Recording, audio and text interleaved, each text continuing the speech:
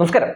നമ്മുടെ മാത്യു കുഴൽനാടന്റെ പിന്നാലെ തന്നെ പുതിയൊരു കുഴൽ കൂടി കയറിയിട്ടുണ്ട്.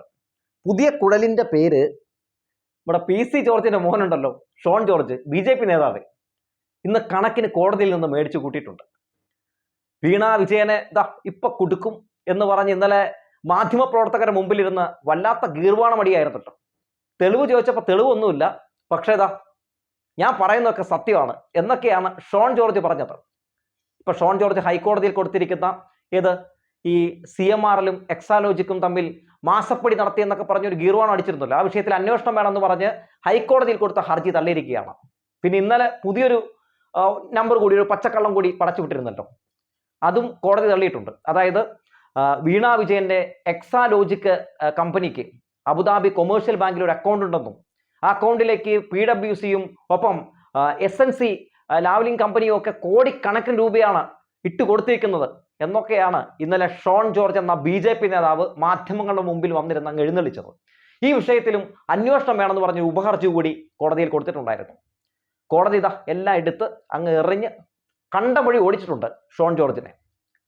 ഷോൺ ജോർജ് പറഞ്ഞ മുഴുവനും അതേപടി റിപ്പോർട്ട് ചെയ്ത മാധ്യമപ്രവർത്തകരെ നമിക്കുകയാണ്. ആരെന്ത് പറഞ്ഞാലും നമുക്ക് തെളിവൊന്നും വേണ്ട. എന്തിന്റെ അടിസ്ഥാനത്തിലാണ് ഇങ്ങനെ ഒരു ആരോപണം ഉന്നയിക്കുന്നത്? എന്ത് തെളിവാണ് നിങ്ങളുടെ കയ്യിലുള്ളത്? ഇതൊന്നും സംസ്ഥാന സർക്കാരിനെതിരെ, മുഖ്യമന്ത്രിക്കെതിരെ, മുഖ്യമന്ത്രിയുടെ മകൾക്കെതിരെയൊക്കെ ആരോപണം ഉന്നയിക്കുന്നവരോട് ഈ മാധ്യമപ്രവർത്തകർ ചോദിക്കില്ല. ഇതാണ് ഇന്നിന്റെ മാധ്യമപ്രവർത്തനം എന്ന് പറയുന്നത്. ഇവരാണ് നിഷ്പക്ഷർ. എന്നിട്ട് ഇപ്പം എന്ത് സംഭവിച്ചു?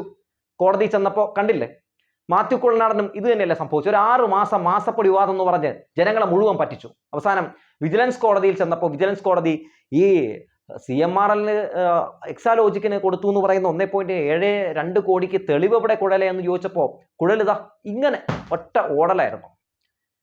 ആ ഓട്ടം ഇപ്പോഴും നിന്നിട്ടില്ല, ഇപ്പോഴും ഏറി തന്നെയാണ്. അതിനുശേഷമാണ് ഇങ്ങനെ ഒരു പുതിയൊരു അവതാരം വരുന്നത്. ഇങ്ങനെ ഒരു അവതാരം വന്നതായി ഇങ്ങനെ ഒരു പച്ചക്കള്ളം പറഞ്ഞപ്പോൾ തന്നെ VD സതീശനൊക്കെ ഇന്നലെ രംഗത്തേക്ക് വന്ന് എന്താണ് പറഞ്ഞത്?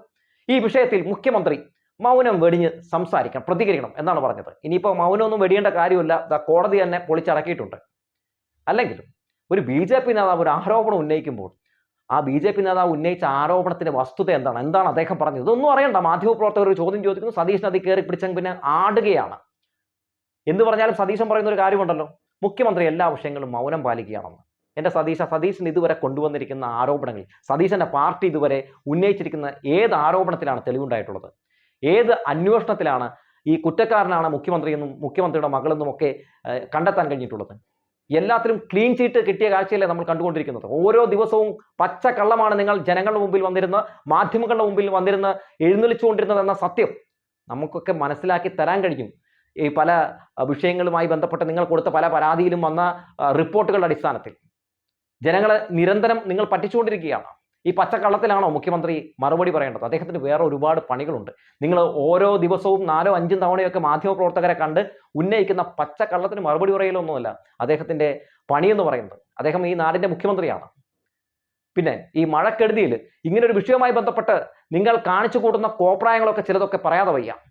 നമുക്കറിയാമല്ലോ, ഏഷ്യാനെറ്റ് ന്യൂസ് കഴിഞ്ഞ ദിവസം ഒരു ബാർക്കോഴ എന്ന പേരിൽ ഒരു പച്ചക്കള്ള, ഒരു വ്യാജ വാർത്ത പടച്ചുവിടുകയാണ്. എന്തിന്റെ അടിസ്ഥാനത്തിലാണ്?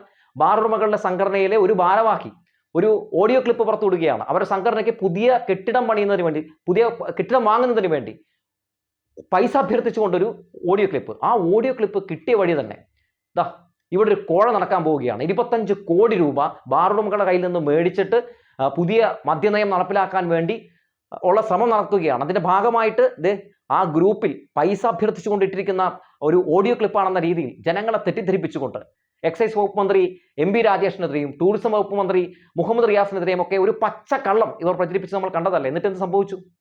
ഈ ഓഡിയോയുടെ യഥാർത്ഥ ഉടമസ്ഥനായിട്ടുള്ള അനിമോൻ തന്നെ രംഗത്തേക്ക് വന്ന് ഇതൊന്നുമല്ല കാര്യം, ഞങ്ങൾക്ക് ഒരു കെട്ടിടം വാങ്ങാൻ വേണ്ടി ഞങ്ങൾ പൈസ അഭ്യർത്ഥിച്ചുകൊണ്ട് ഇട്ടൊരു സംഭവമാണ്, ഇതിനൊന്നും ബാർക്കോഴയില്ല എന്ന് പറഞ്ഞ് രംഗത്തേക്ക് വന്നതൊക്കെ നമ്മൾ ഇപ്പോഴും മറന്നിട്ടില്ല. മാത്രവുമല്ല, ഈ ടൂറിസം വകുപ്പ് മന്ത്രി ഇതിലേക്ക് വലിച്ചിടുകയാണ്. ശേഷം എന്ത് സംഭവിക്കുന്നു?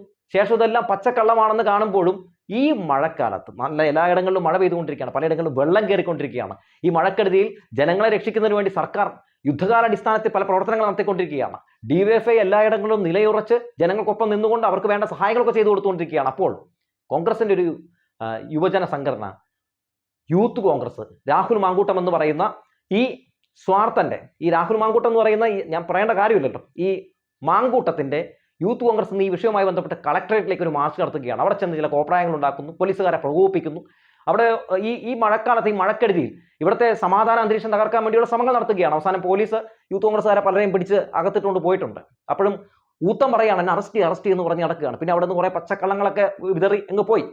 എന്തായാലും ഇങ്ങനെ നിരന്തരം സർക്കാരിനെതിരെ വ്യാജ വാർത്തകൾ പടച്ചുവിടുമ്പോഴും ഓരോ വാർത്തയും പൊട്ടിപ്പൊളിയുന്ന കാഴ്ചയാണ് നമ്മൾ കണ്ടുകൊണ്ടിരിക്കുന്നത്. ഈ വിഷയമായിട്ട് ബന്ധപ്പെട്ട് ഇന്ന് തോമസ് ഐസക്ക് നല്ല ഒരടി മനോരമയ്ക്കും ഒപ്പം ഷോൺ ജോർജിനും സംഘത്തിന് കൊടുത്തിട്ടുണ്ട്. അദ്ദേഹം ഈ വിഷയവുമായി ബന്ധപ്പെട്ട് ഫേസ്ബുക്കിൽ കുറിച്ചിരിക്കുന്നത് ഇങ്ങനെയാണ്: ബംഗളൂരിലെ എക്സാലോജിക് കമ്പനി CMRL കമ്പനിയുമായി സർവീസ് കരാറിൽ ഏർപ്പെട്ട് നിയമാനുസൃതമായി ഫീസ് വാങ്ങിയതിനെ മാസപ്പടിയായി കഴിഞ്ഞ ഏതാനും മാസങ്ങളായി മാധ്യമങ്ങളും പ്രതിപക്ഷവും ആഘോഷിച്ചു വരികയായിരുന്നു. മാത്യു കുഴൽനാടൻ അത് കോടതിയിൽ കൊണ്ടുപോയി തിരിച്ചടി നേടിയ ശേഷം പ്രതിപക്ഷം വലിയ ഇച്ഛാഭംഗത്തിലായിരുന്നു. അങ്ങനെ ഇരിക്കുമ്പോഴാണ് BJPയുടെ ഷോൺ ജോർജ് പുതിയൊരു ആക്ഷേപവുമായി വരുന്നത്. എക്സാലോജിക്കിന് ദുബായിൽ രജിസ്റ്റർ ചെയ്ത സ്ഥാപനമുണ്ടത്രേ. അതിലേക്ക് കേരള സർക്കാരുമായി ബന്ധമുള്ള പ്രൈസ് വാട്ടർ ഹൗസ് കൂപ്പേഴ്സിൽ SNC ലാവലിനും 2016-19 കാലത്ത് പലതവണ പണം നിക്ഷേപിച്ചിട്ടുണ്ടത്രേ. ഈ കമ്പനി CMRL എക്സാലോജിക് ഇടപാടിൽ കേന്ദ്ര സർക്കാരിന്റെ നിരീക്ഷണത്തിൽ ആയിരുന്നു അത്രേ. ഷോൺ EDക്കും തെളിവുകൾ കൊടുത്തിട്ടുണ്ട്. അന്വേഷണം ആവശ്യപ്പെട്ടുകൊണ്ട് കോടതിയിലും അപേക്ഷ സമർപ്പിച്ചിട്ടുണ്ട്. ഇന്ന് എല്ലാ പത്രങ്ങളും വളരെ പ്രാധാന്യത്തോടെ വാർത്തയും നൽകിയിട്ടുണ്ട്. മലയാള മാധ്യമ പ്രവർത്തനത്തിന്റെ നിലവാരത്തിലേക്ക് വിരൽ ചൂണ്ടുന്നതാണ് ഈ സംഭവം. വളരെ കറക്റ്റാണ്, ആ വരി വളരെ കറക്റ്റാണ്. ഒരാളെങ്കിലും ഗൂഗിൾ ചെയ്ത് ദുബായിലെ എക്സാലോജിക് കമ്പനിയുടെ വെബ്സൈറ്റ് പരിശോധിച്ചിരുന്നുവെങ്കിൽ അവർ ഒന്ന് കാണുമായിരുന്നു. വീണയുടെ കമ്പനിയുടെ പേര് എക്സാലോജിക് സൊല്യൂഷൻസ് എന്നാണ്. ദുബായ് കമ്പനിയുടെ പേര് എക്സാലോജിക് കൺസൾട്ടിംഗ് എന്നാണ്. ദുബായ് കമ്പനിക്ക് വിശദീകരണം ആവശ്യപ്പെട്ട് ഒരു മെയിൽ അയച്ചിരുന്നുവെങ്കിൽ അവർ ഇപ്പോൾ വെബ്സൈറ്റിൽ ഇട്ടിരിക്കുന്ന വിശദീകരണം മാധ്യമപ്രവർത്തകർക്ക് അയച്ചു കൊടുക്കുമായിരുന്നു. ദുബായ് കമ്പനിക്ക് 5 കോർപ്പറേറ്റ് ഓഫീസുകളാണുള്ളത്. 3 UAEയിലും 1 ലണ്ടനിലും മറ്റൊന്ന് ബംഗളൂരുവിലുമാണ്. ബംഗളൂരുവിലെ കമ്പനിയിലെ പേര് എക്സാലോജിക്കോ systems and services private limited എന്നാണ്. എന്ന് മാത്രമല്ല ഇവയല്ലാതെ മറ്റൊരു സ്ഥാപനവുമായി തങ്ങൾക്ക് ബന്ധമില്ലെന്നും ഷോൺ പറയുന്ന മലയാളികളായ ഉടമസ്ഥർക്ക് ഒരു രാഷ്ട്രീയ ബന്ധവുമില്ലെന്നും അവർ വ്യക്തമാക്കുന്നു. ഈ കള്ളക്കഥ ആര് മെനഞ്ഞതാണ്? മറ്റു പത്രങ്ങളിലെല്ലാം ഇന്നാണ് വാർത്ത. പക്ഷേ ഷോണിന്റെ പത്രസമ്മേളനത്തിന് മുമ്പ് ഇന്നലെ തന്നെ മനോരമ ഒരു എക്സ്ക്ലൂസീവ് പോലെ ഇത് സംബന്ധിച്ച് 1-ാം പേജിൽ തലക്കെട്ടായി കൊടുത്തിട്ടുണ്ട്. ഇനി വന്ന വഴി പറയേണ്ട കാര്യമില്ലല്ലോ. ആരിൽ നിന്ന് പഠിച്ച കഥയാണാവോ ഇത്? റിപ്പോർട്ടിൽ ഒരു ബോക്സിൽ എന്നെക്കുറിച്ചും പരാമർശമുണ്ട്. കിഫ്ബി മസാല ബോണ്ട് കേസിൽ ED അന്വേഷണം നടത്തവേ ഇത് സംബന്ധിച്ച് 1 വർഷം മുമ്പ് വിവരം ലഭിച്ചിരുന്നു അത്രേ.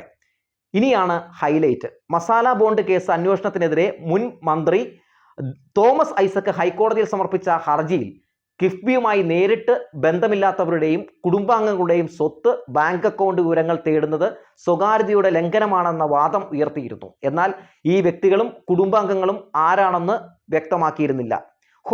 എന്തൊരു ദുരൂഹത! 6% പലിശയ്ക്ക് വായ്പ കിട്ടുമായിരുന്നത് വേണ്ടെന്ന് വെച്ചിട്ടാണ് 9.7% കനേഡിയൻ പെൻഷൻ ഫണ്ടിന് ബോണ്ട് വിറ്റതത്രേ. ഈ പലിശ വ്യത്യാസത്തിന്റെ ലാഭവും ദുബായ് കമ്പനിയിലേക്ക് ഒഴുകിയിട്ടുണ്ടത്രേ. കനേഡിയൻ പെൻഷൻ ഫണ്ട് ലാവ്ലിന്റെ ഉപകമ്പനിയാണെന്നും നിരീക്ഷണമുണ്ട്. പെൻഷൻ ഫണ്ട് മറ്റു പല കമ്പനിയിൽ എന്ന പോലെ ലാവ്ലിന്റെ ഷെയറും വാങ്ങിയിട്ടുണ്ടാകാം. അത് എങ്ങനെ പെൻഷൻ ഫണ്ടിനെ ലാവ്ലിന്റെ ഉപകമ്പനിയാക്കും? മസാല ബോണ്ട് മാർക്കറ്റ് എങ്ങനെയാണ് പ്രവർത്തിക്കുന്നതെന്ന പ്രാഥമിക വിവരമുള്ള ഒരുത്തൻ ഇങ്ങനെ പറയുമോ? റിസർവ് ബാങ്കിന്റെ ചട്ടപ്രകാരം മസാല ബോണ്ട് ഇറക്കുന്നതിന് അംഗീകൃത ബാങ്കുകളായ ഏജൻസികളെ ചുമതലപ്പെടുത്തണം. അവർ ടെൻഡർ വിളിച്ച് ഏറ്റവും താഴ്ന്ന നിരക്ക് ക്വാട്ട് ചെയ്യുന്നവരുടെ വിവരം കിഫ്ബിയെ അറിയിക്കും. ഇതിന്റെ അടിസ്ഥാനത്തിലാണ് ബോണ്ട് വിൽക്കുന്നത്. ഇതൊക്കെ സംബന്ധിച്ച് പ്രാഥമിക ധാരണ പോലും ഇല്ലാത്തവരാണ് ഇത്തരം വാർത്തകൾ ചമയ്ക്കുന്നത്. ആരോപണം തെറ്റെങ്കിൽ തനിക്കെതിരെ മാനനഷ്ടക്കേസ് കൊടുക്കട്ടെ എന്നാണ് ഷോൺ ജോർജിന്റെ വെല്ലുവിളി. ബഹുമാനപ്പെട്ട കോടതിയോട് വിനീതമായ ഒരു അഭ്യർത്ഥനയേ ഉള്ളൂ. ഇദ്ദേഹത്തെ പോലുള്ള ശല്യക്കാരായ വ്യവഹാരി നൽകിയിരിക്കുന്ന ഉപഹർജി പിൻവലിക്കാൻ അനുവദിക്കരുത്. കുഴൽനാടൻ കേസിൽ എന്ന പോലെ ഒരു തീർപ്പുണ്ടാക്കണം എന്നാണ് ഡോക്ടർ തോമസ് ഐസക് പറഞ്ഞിരിക്കുന്നത്. മാധ്യമങ്ങളോട് ഒന്നേ പറയാനുള്ളൂ, സർക്കാരിനെ താഴെ ഇറക്കാൻ വേണ്ടി ഓരോ ദിവസവും പുതിയ കുഴലുകൾ വന്ന് ഊതുന്ന ഓരോ പച്ചക്കള്ളവും അതേപടി നിങ്ങൾ വാർത്തയാക്കാതെ അതിനപ്പുറത്തേക്ക് ഉന്നയിക്കുന്ന ആരോപണത്തിൽ എന്താണ് തെളിവെന്ന് ചോദിക്കാനുള്ള ഒരു ബാധ്യതയെങ്കിലും നിങ്ങൾ കാണിക്കണം. സാമാന്യ ഒരു സെൻസെങ്കിലും നിങ്ങൾ അവിടെ ഉപയോഗിക്കണം. ഇത്തരത്തിൽ ഗുരുതരമായ ആരോപണങ്ങൾ ഉന്നയിക്കുമ്പോൾ എന്തിൻ്റെ അടിസ്ഥാനത്തിൽ, എന്താണ് ഈ പറയാനുള്ളതിൻ്റെ അടിസ്ഥാനം, എന്ത് തെളിവാണ് നിങ്ങളുടെ കയ്യിലുള്ളത്? പിന്നെ എന്തിൻ്റെ അടിസ്ഥാനത്തിലാണ് ഇങ്ങനെ ഒരു വാർത്താ സമ്മേളനം നടത്തുന്നത് എന്നൊക്കെ ചോദിക്കാൻ ആർജവം മാധ്യമപ്രവർത്തകർ കാണിക്കണം. അല്ലാതെ ഇവർ തുപ്പുന്ന പച്ചക്കള്ളം അതേപടി വള്ളി പുള്ളി തെറ്റാതെ കൊടുക്കാനാണ് നിങ്ങൾ അവിടെ ഇരിക്കുന്നതെങ്കിൽ നിങ്ങൾ മാധ്യമപ്രവർത്തകരല്ല, നിങ്ങൾ PR ഏജൻസികളാണ്. ഇത്തരക്കാരെയാണ് PR ഏജന്റുമാരെന്ന് വിളിക്കുന്നത്. എന്തായാലും മലയാളത്തിലെ മാധ്യമപ്രവർത്തകർ, കേരളത്തിലെ മാധ്യമപ്രവർത്തകർ എന്നാണോ മാധ്യമധർമ്മം നല്ല രീതിയിൽ ചെയ്യുന്നത്, അന്ന് മാത്രമേ നിങ്ങളെ മാധ്യമപ്രവർത്തകർ എന്ന് വിളിക്കാൻ കഴിയൂ. അതുവരെ നിങ്ങൾ വെറും കോമാളികളാണ് എന്ന് പറഞ്ഞു വെച്ചുകൊണ്ട് നിർത്തുകയാണ്.